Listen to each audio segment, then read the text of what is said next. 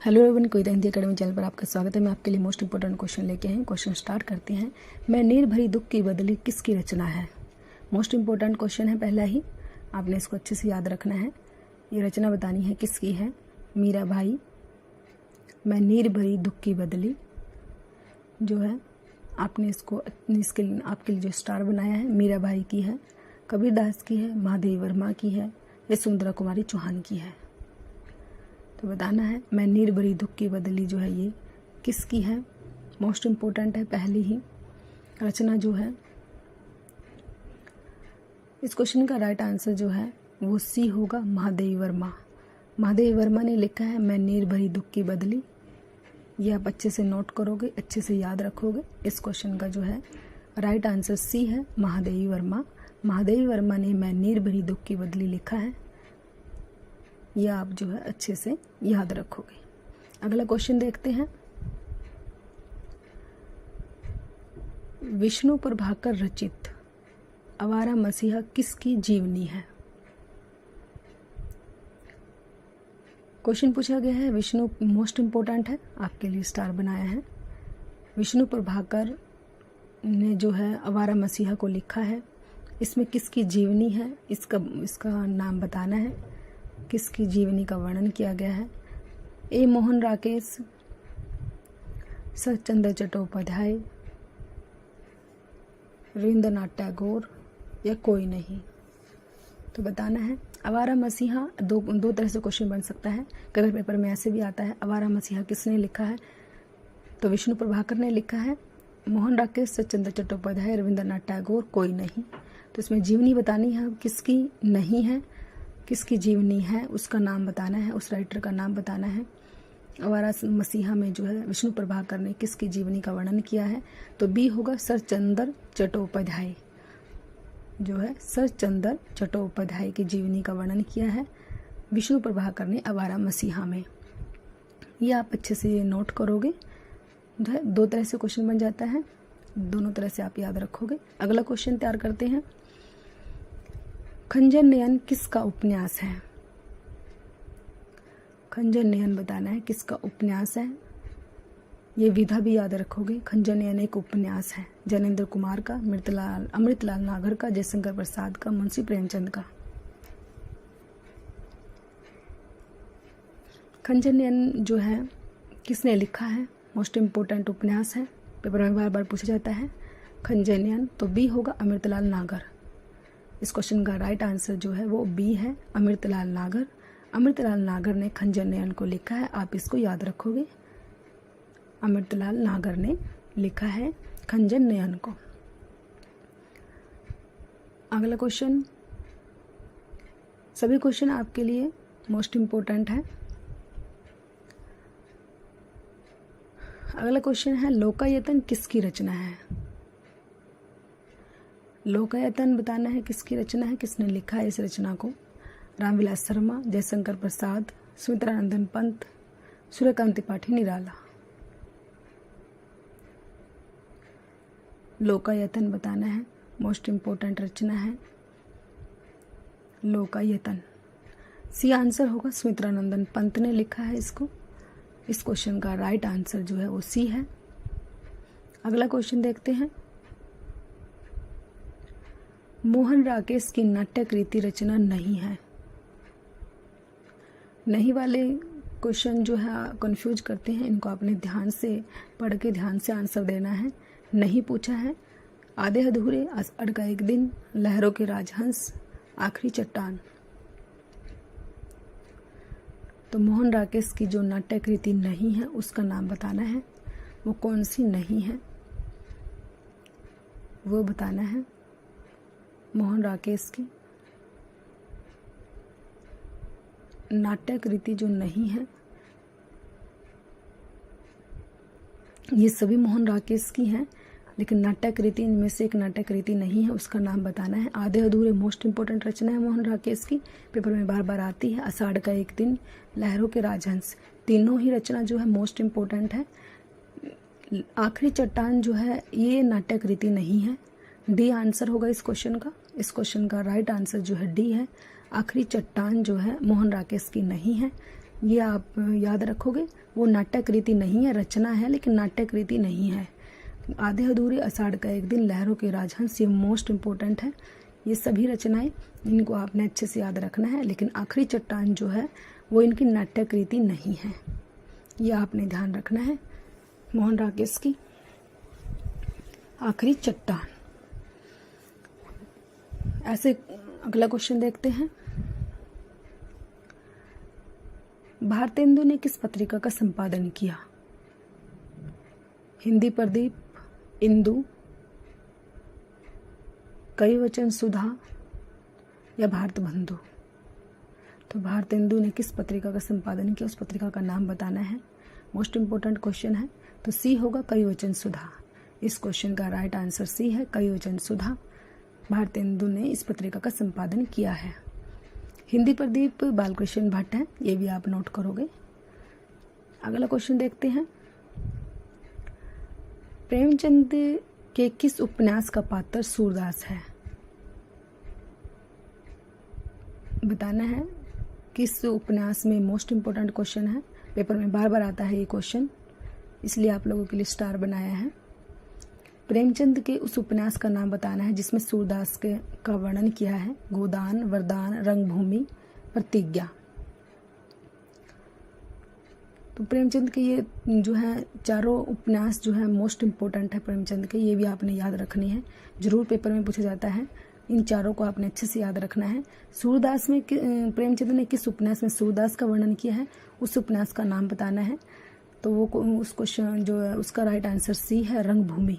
रंगभूमि में जो है प्रेमचंद ने सूरदास पात्र का वर्णन किया है। ये आप अच्छे से याद रखोगे, अच्छे से नोट करोगे।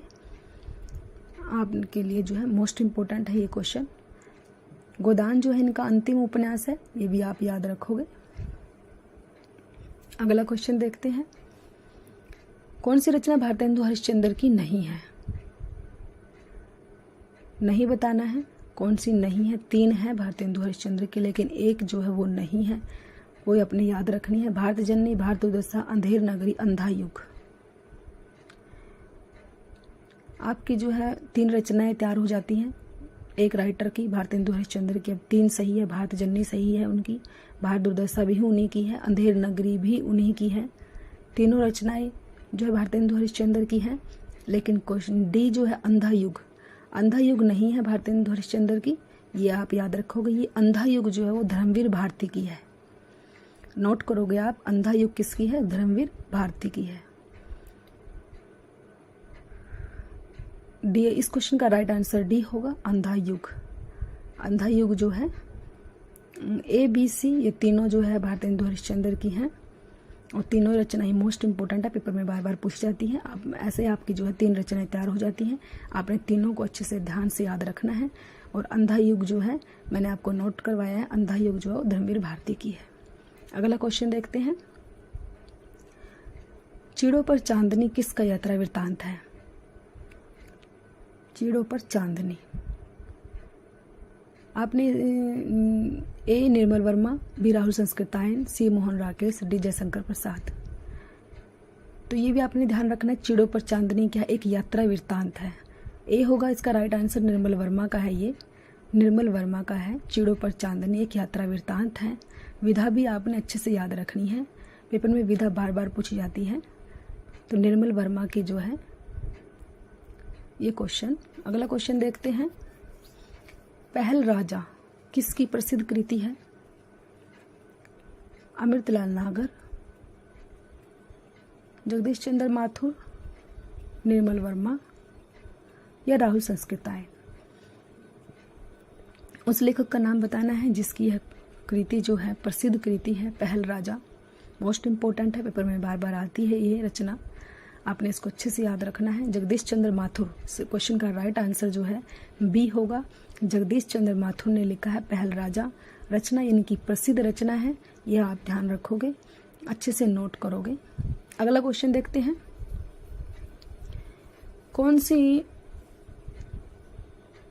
जयशंकर प्रसाद की नहीं है? कौन सी ये कहानी नहीं आएगा यहाँ पे, कौन सी रचना आएगा यहाँ पे, कहानी नहीं आएगा, ये रचना आएगा। कौन सी रचना जयशंकर प्रसाद की नहीं है। 3 जयशंकर प्रसाद की है, इसमें एक नहीं है। कंकाल तितली, चंद्रगुप्त, कफन। कौन सी रचना प्रसाद की नहीं पूछा है, तो 3 जो है ये ऊपर A B C तीनों, कंकाल तितली चंद्रगुप्त, ये जयशंकर प्रसाद की है, तीनों है। लेकिन D जो है कफन जो है ये जयशंकर प्रसाद की नहीं है, नहीं पूछा है हमसे, तो D नहीं है इसका। इस क्वेश्चन का राइट आंसर D है। कफन जो है वो प्रेमचंद की कहानी है, ये भी आप नोट करोगे, कफन प्रेमचंद की कहानी है। अगला क्वेश्चन देखते हैं। यशपाल की कृति नहीं है, यशपाल जी की कौन सी नहीं है? 3 यशपाल जी की हैं, झूठा सच, दादा कामरेड, दिव्या, तमस।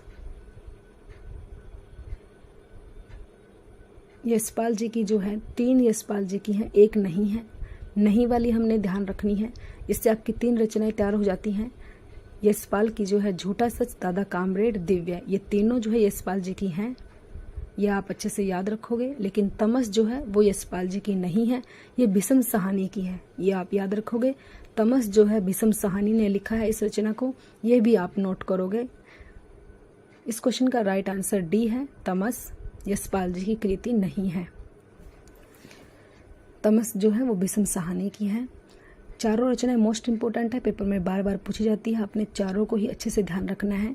झूठा सच, दादा कामरेड, दिव्या, ये यशपाल की है, और तमस जो है वो भीष्म साहनी की है। सभी क्वेश्चन आपके लिए मोस्ट इंपोर्टेंट लेके आते हैं, जो आपको एक्स्ट्रा बातें बताती हैं वो आपने जरूर नोट करनी है, आपके पेपर में जरूर हेल्प होगी।